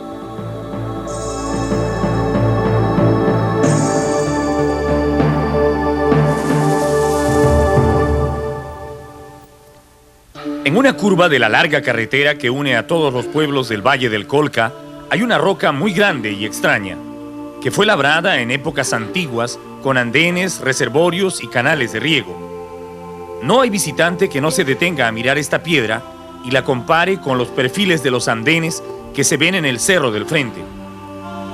¿Enseña tal vez esta roca la forma como los coyaguas planeaban la construcción de sus andenes, haciendo primero una maqueta? Los investigadores que han tenido la oportunidad de estudiar esta roca aquí en el observatorio de Choquetico, en el cañón del Colca, se han hecho siempre esta pregunta. ¿Cuál fue primero? ¿Los andenes que están allá al frente o esta maqueta en la roca? ¿La maqueta con todos sus detalles o los andenes? ¿Fue tal vez un experto en hidráulica y en manejo de tierras de la época preincaica el que vino acá y diseñó los canales y reservorios y andenes que luego fueron labrados por los campesinos allá al frente? ¿O es que los campesinos hicieron sus andenes y luego un artista anónimo vino a este lugar y representó en la roca lo que tenía frente a sus ojos? Esta pregunta todavía no ha podido ser respondida, pero lo que es cierto es que en esta roca están labrados cuidadosamente y en todos sus detalles los reservorios de agua, canales y andenes que se ven allá al frente en las montañas. Tierras que ganaron a la naturaleza los hombres que vivieron en este lugar hace cientos de años. Tierras que hasta hoy se mantienen en plena producción. La roca de Choquetico era la única conocida hasta ahora en todo el cañón del Colca como una posible maqueta preincaica para la construcción de andenes. Pero en el trayecto de nuestras visitas a los nevados, nuestro guía Mauricio de Romaña nos mostró otra roca, aún más sorprendente, situada en la cumbre de un gran cerro, que tiene un diseño más complicado en formas y detalles. Esta roca se encuentra a 4 horas de cabalgata del poblado de Tuti. Tiene el diseño completo de toda la andenería que rodea ese lugar. Y lo que es más interesante, sus canales, reservorios y acueductos, esculpidos cuidadosamente por los antiguos, se han conservado tan bien que es posible hacer el experimento de echarle agua para mirar, como miraron hace 7 siglos los ingenieros coyaguas, el recorrido del líquido, subiendo y bajando por las laderas, regando los andenes en miniatura, de la misma forma como luego harían en todo el terreno.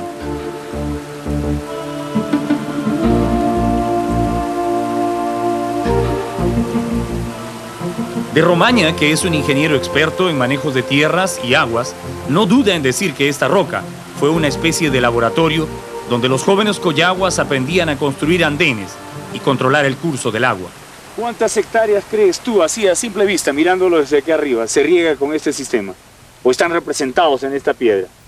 Fácilmente, mira, sin temor a equivocarme, estamos hablando de 2 o 3 mil hectáreas.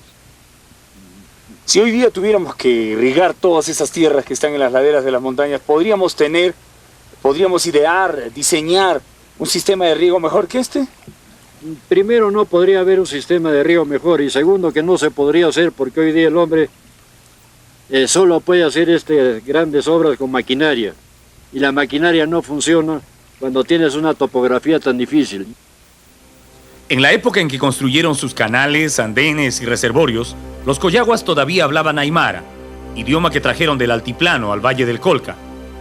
Ellos decían que habían salido del volcán Coyahuata, y esa montaña era sagrada para ellos. En honor al volcán, y para no olvidar su origen, los coyaguas deformaban la cabeza de sus hijos desde recién nacidos, dándole la forma de un cono, alargado y en punta. Por su parte, los cabanas que hablaban quechua aseguraban ser descendientes del nevado Hualcahualca, así que deformaban la cabeza de sus hijos siguiendo la forma ancha y chata de ese nevado.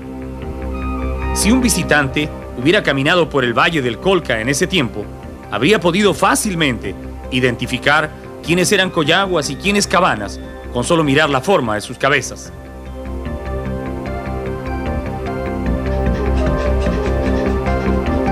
El cronista Guamán Poma de Ayala, en uno de sus libros, hizo un dibujo muy detallado de la forma que tenía la cuna con la que los coyaguas deformaban la cabeza de sus hijos. El cronista la llama Giraupicac y señala que el pequeño tiene solo 1 mes de edad. Los arqueólogos e historiadores de nuestro tiempo han logrado encontrar en sus excavaciones una cunita casi intacta de esas que utilizaban los padres coyaguas.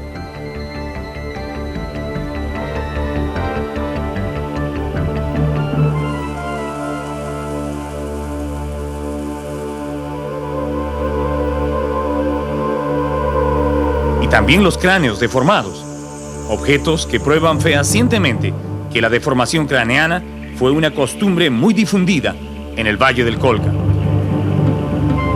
Cuando los conquistadores españoles ocuparon el Valle del Colca en el siglo XVI, prohibieron a los indios continuar con la práctica de la deformación craneana. Pero ellos, que querían mantener la diferencia entre collaguas y cabanas, adoptaron el sombrero como una nueva forma de identificarse. Los collaguas comenzaron a usar un sombrero alto y duro, parecido a un volcán, mientras que los cabanas se fabricaron sombreritos de fieltro suave, chatos y negros, bordados con muchos motivos de la naturaleza. Y así se han quedado hasta hoy. Si usted visita el Valle del Fuego alguna vez, sabrá que las mujeres que usan sombreros altos y blancos son collaguas. Las otras, de sombrero negro, son descendientes de las cabanas.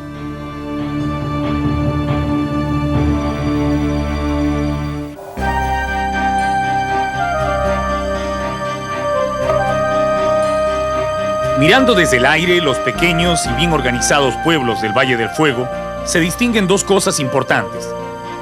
Primero, el diseño colonial de las poblaciones, con calles y plazas bien demarcadas que siguen fielmente el estilo que imponían los españoles a sus ciudades.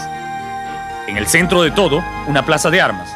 A un lado la iglesia, al otro lado la municipalidad y en todo el derredor las casas de los vecinos notables. Cuanto más cerca de la plaza estaba una vivienda, entonces más importante era el dueño.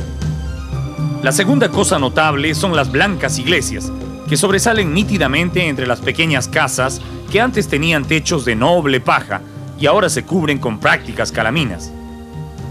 Las iglesias son las construcciones más bellas de todo el valle, y vale la pena visitarlas, entrar en sus atrios y conocer un poco de su historia.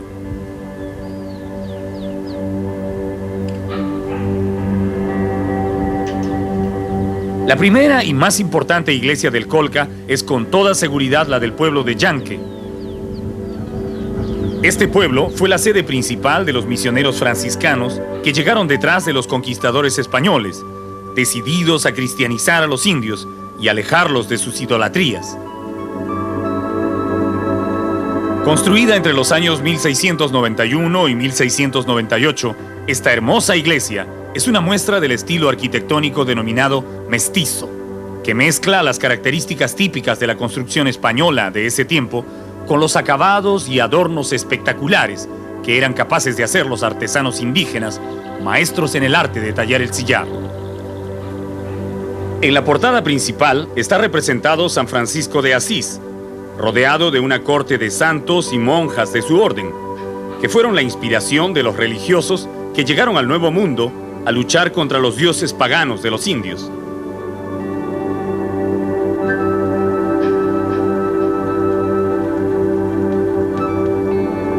La historia señala que fueron miles los indios que trabajaron obligatoriamente en la llamada mita de plaza, es decir, en la construcción de iglesias y conventos de la época colonial.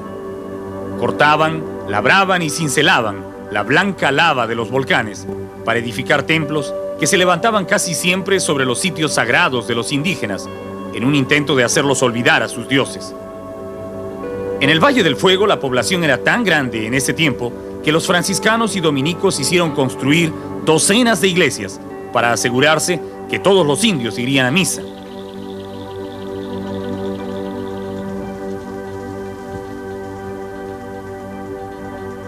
Una iglesia especialmente interesante es la del pueblo de Lari.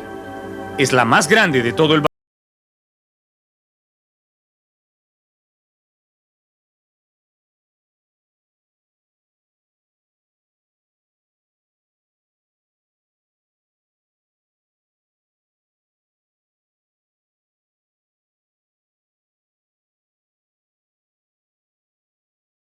Con el exterior, sus iglesias guardan hermosas pinturas, lienzos e imágenes que se han conservado bastante bien a través de los siglos.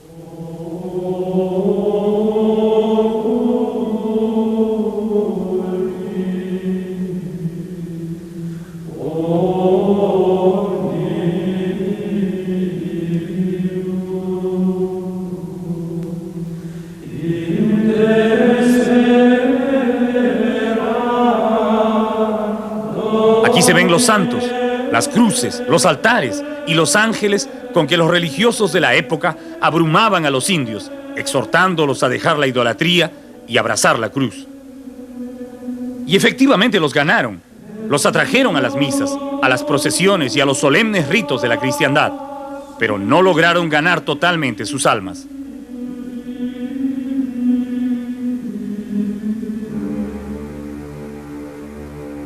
En los farallones más altos y en las quebradas escondidas, los indios siguieron rindiendo culto a sus antepasados, enterrándolos a la antigua usanza, ofreciéndolos a sus cerros y montañas protectoras y encomendando sus espíritus a los apus.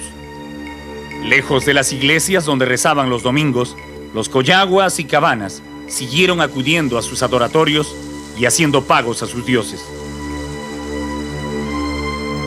En el Valle del Fuego es fácil encontrar las tumbas colgantes de los antiguos habitantes del Colca, intactas, respetadas hasta hoy, por un pueblo que abrazó la nueva fe, pero no olvidó a sus ídolos. En nuestro viaje por las montañas del Colca, fuimos testigos de cómo los más antiguos ritos paganos de los hombres andinos están aún vigentes y se practican abiertamente, como si el tiempo no hubiera contado 5 siglos desde la época en que todo esto fue declarado satánico y prohibido por los celosos franciscanos. El Tincachi es el rito más antiguo de los criadores de llamas y alpacas de los Andes. Es una ceremonia que se realiza para pagar a la tierra y fortalecer su poder vital y fecundador, que hace posible la reproducción del rebaño y lo protege de las enfermedades. Para los hombres de las alturas, las llamas y las alpacas son su medio de vida. Las usan como bestias de carga, comen su carne, hilan su lana para tejer sus ropas, usan su sebo para freír alimentos y su estiércol como abono. Sin estos camélidos, el hombre de los 3.500 metros no podría vivir, porque aquí es muy alto para hacer agricultura como en los valles. Por eso, 1 o 2 veces al año, según lo quiera la familia de alpaqueros, se reúnen y hacen el Tincachi, que les asegura, según sus creencias, que sus llamas y alpacas seguirán aumentando.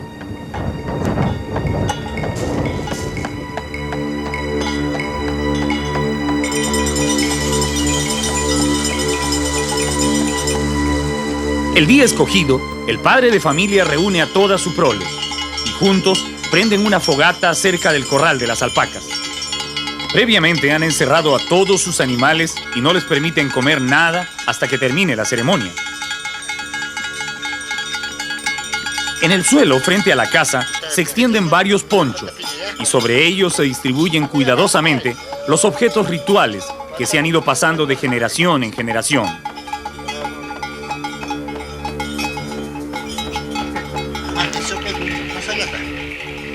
Grandes y pequeños queros ceremoniales hechos de madera, conchas espondylus traídas desde el lejano mar que representan a la lluvia, colgajos y cascabeles donde se mezclan cruces cristianas con pedazos de metal y semillas, porongos de chicha fresca cubiertos con fetos de llama y alpacas disecadas y otros tapados con cuerpos de gallaretas a joyas secadas al sol.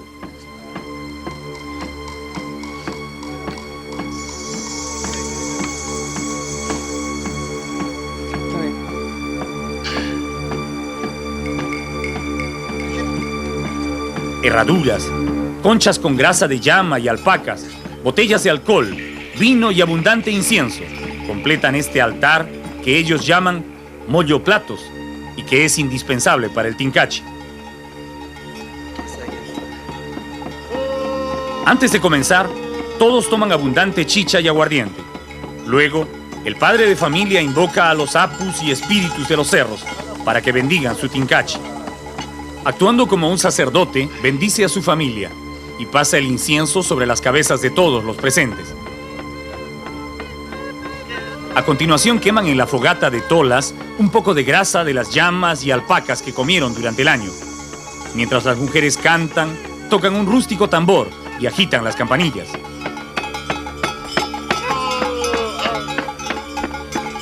Cuando ya han rezado suficiente, los hijos mayores entran en el corral y sacan a una alpaca joven, macho, y la llevan junto al altar del Tincachi.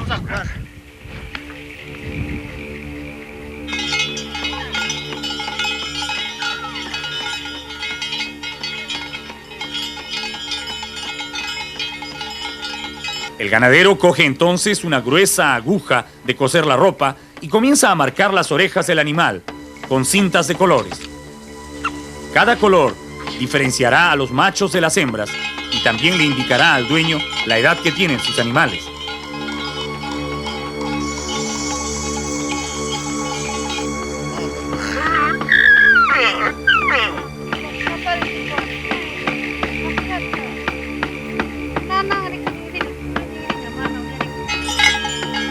Después de marcar a un macho y una hembra, la familia vuelve a reunirse y continúan tomando chicha, vino y aguardiente, esperando que el sol indique el mediodía.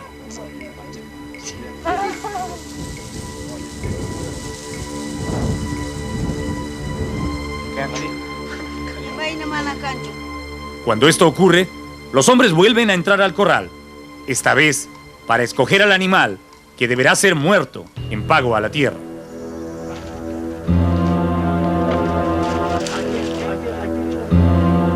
La alpaca escogida para el sacrificio siempre es la mejor, la más grande y gorda. Los encargados de atraparla deben ser el hijo y el yerno del ganadero. Como si presintiera su muerte, el animal se resiste a dejarse llevar, mientras todo el rebaño queda en repentino silencio.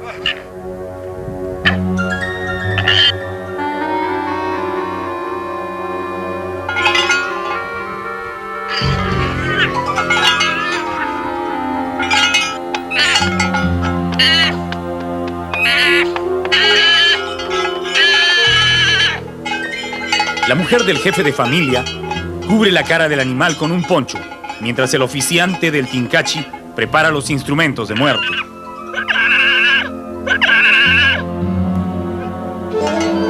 Llegado el momento, el padre hace un rápido corte en el costado de la alpaca y mientras ésta aún está viva, introduce el brazo en la herida y busca el hígado.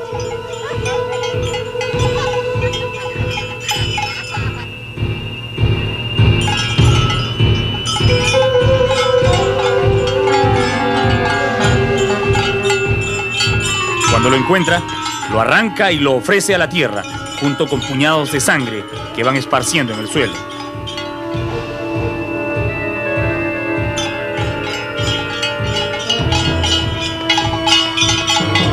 Esta ceremonia, que parece cruel e innecesaria, es una tradición fuertemente arraigada entre los criadores de alpaca.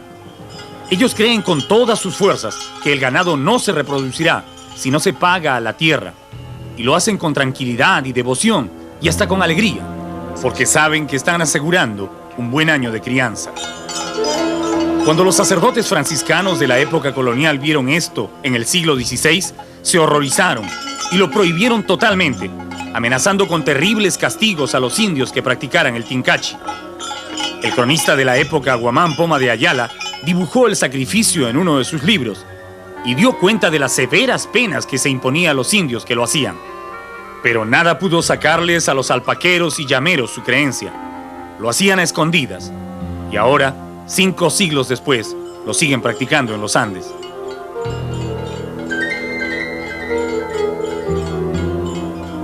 El tincachi no termina si antes no se libera al ganado, haciéndolo pasar por encima de los objetos que se usaron en el sacrificio para bendecirlos a todos.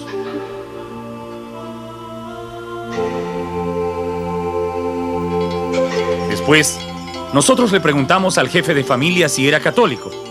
Nos dijo que sí, y que esa misma tarde iría a misa a celebrar los ritos de la Semana Santa. ¿Ustedes son católicos? Sí, ¿Los tres? sí. Por eso venimos que nosotros también No emigramos ahorita, no podemos hacer esto. Los hermanos no permite eso. Es diferente. El sacrificio para la misa es diferente que el sacrificio para la tierra. Es muy diferente. Como usted lo ve, nada más es para la tierra. Es punto, nada más. Es un pago que le estamos dando. Para que el tierra también sea contento, claro, siempre que haya producto, ¿no? Al llegar la tarde, nos alejamos de la casa de los alpaqueros, mientras ellos todavía continuaban el tincachi, rezando a sus apus y montañas protectoras, reviviendo un atávico ritual que ni el tiempo ni la historia los han hecho olvidar.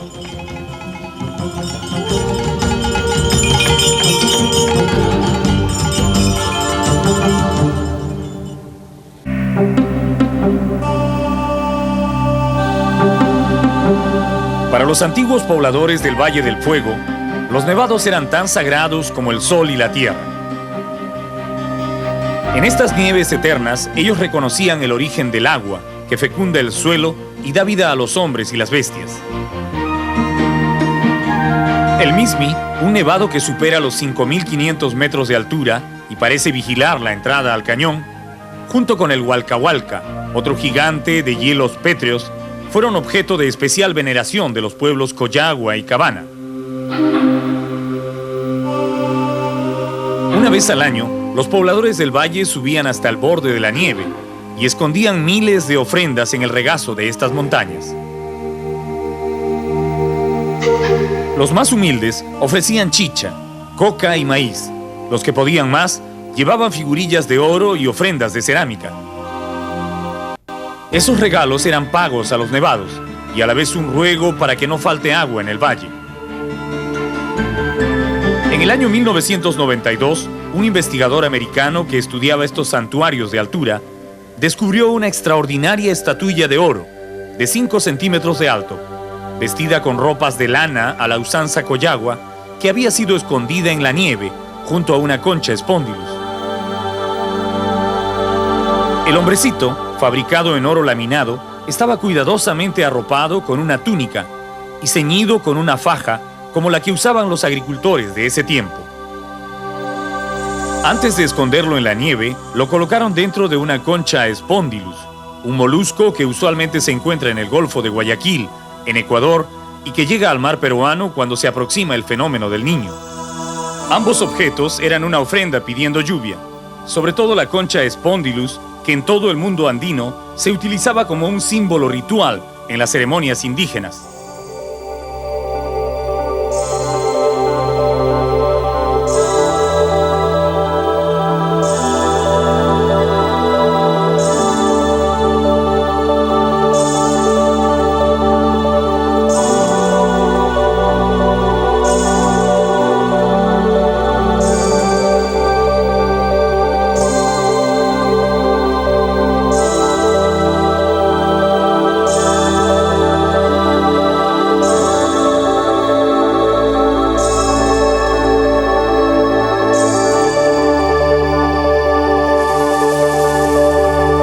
Otros objetos mágicos vinculados al agua y la tierra fueron estas piedras pintadas de rojo que representan al sol y los hombres del campo. Se encontraron fuertemente atadas unas sobre otras y constituyen una ofrenda especial que se escondía en los santuarios de altura.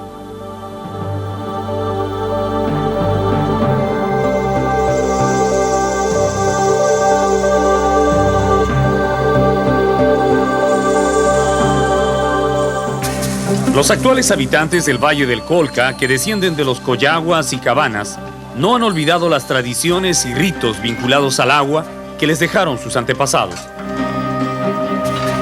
Más aún, cuando ellos viven de los mismos andenes, reservorios y canales que los antiguos construyeron para aprovechar el agua que bajaba de los nevados. En nuestra visita al cañón fuimos testigos de las grandes faenas comunales, donde se reúnen todos los campesinos para limpiar y reparar sus canales y reservorios.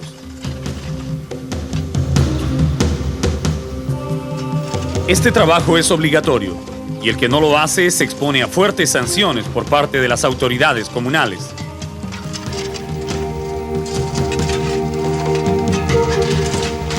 Este trabajo es solo para los hombres, pero cuando una mujer ha quedado viuda o tiene el marido enfermo, ocupa un lugar en la fila y tiene que trabajar con el mismo empeño que los demás. El escarbe se prolonga por toda la mañana. Al promediar la tarde, el grupo se reúne en el reservorio más grande de la comunidad y comienza una guerra contra el tiempo para limpiar este depósito.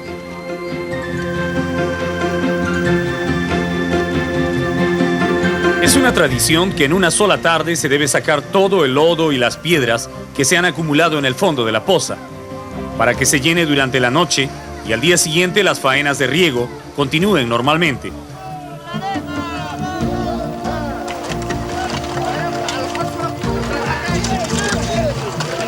Todos los hombres, desde los más jóvenes a los más viejos, exigen su derecho a participar en el desafío, porque mientras puedan hacerlo, son considerados miembros activos de la comunidad.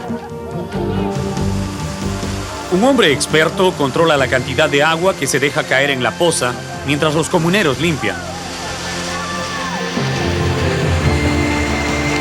El trabajo consiste en hacer una canaleta con tierra y hierbas en el centro del depósito y allí se va echando el lodo para que lo arrastre el agua.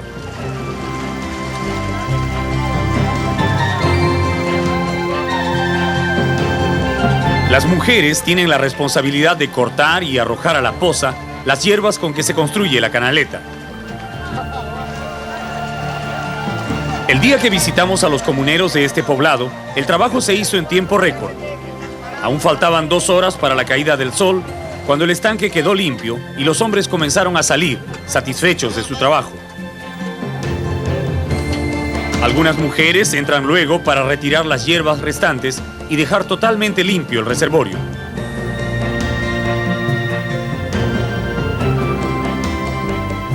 Como en todos los pueblos de los Andes, al fin del trabajo, se celebra con abundante chicha y comida.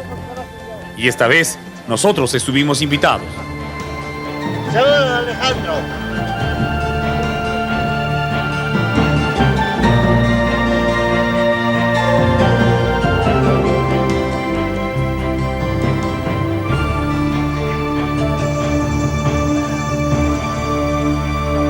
Aquí tuvimos ocasión de observar con más detenimiento los hermosos vestidos de las mujeres del Colca, muy originales y coloridos, totalmente diferentes a los trajes que se ven en el centro o el sur del país.